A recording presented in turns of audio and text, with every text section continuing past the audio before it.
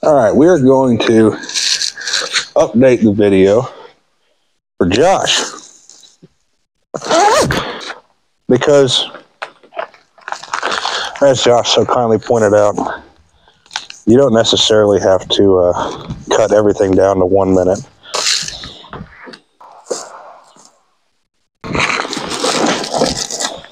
So let's start back at the beginning. When you first start working out, the goals come naturally. I've benched 1 plate, now I want to bench 2. I've squatted 2 plates, now I would like to squat 3, and so on and so forth. And as far as figuring out whether or not you're getting stronger, these sorts of goals are sufficient. When you start competing, though, there's another set of questions. It's not only just, am I getting stronger, but am I getting better as a competitor? And depending on your sport, this is not always the easiest thing to figure out. On the easier side, you have weightlifting and powerlifting, where the score is a standardized set of numbers that will more or less always be the same. It doesn't matter where you're competing or who you're competing against. The events will be the same. And so, if you add a kilo to your total, you've become a better competitor. In Strongman, however, and I think this is also true in CrossFit, things are a little bit different. In Strongman, you are always competing against different people. The events are different, the weights are different, and it's hard to know, am I getting better as a competitor?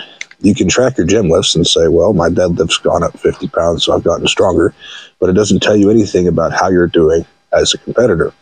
So what I propose is a way of tracking your numbers that tries to make it more objective. So one way to do this is by totaling up all the points you could win in a competition if you had a perfect performance. So in Saturday's competition, there were 7 competitors and 4 events, therefore giving us 28 potential points for a perfect performance. I got 9.5 points and took second to last place. But that 9.5 points is a percentage of the 28. If you divide 9.5 by 28, you'll get something just under 34%. So that gives me my score as a competitor, 34 out of 100. You can also kind of gauge, well, how tough was the competition by seeing how much the top guy got of the total percentage. Because sometimes the winner is only taking 75% of the points he can because he doesn't get first in everything. Brian on Saturday, who was tremendously strong, was 27.5 points out of 28. So very stiff competition, very incredible competitor. But now that I know, I'm like, okay, I'm about at 34% as a competitor.